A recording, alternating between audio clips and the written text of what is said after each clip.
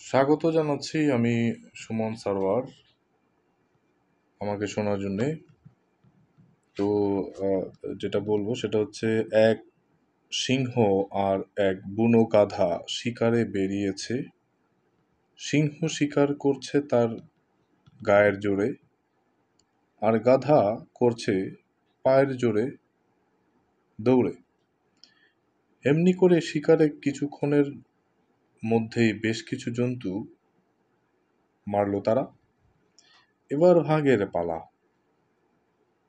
এই কাজটি সিংহ নিজের হাতে নিয়ে যা পাওয়ার গিয়েছিল তা তিন ভাগ করে গাধাকে বলল, আমি বনের রাজা বলে প্রথম ভাগটা আমিই নিচ্ছি, দ্বিতীয় ভাগটা পাওনা আমার।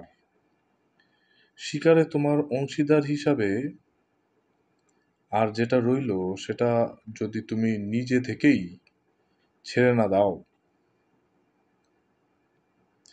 তাহলে তোমায় মহা ফ্যাসাদে পড়তে হবে, কিন্তু তা আগে থেকেই বলে রাখছি।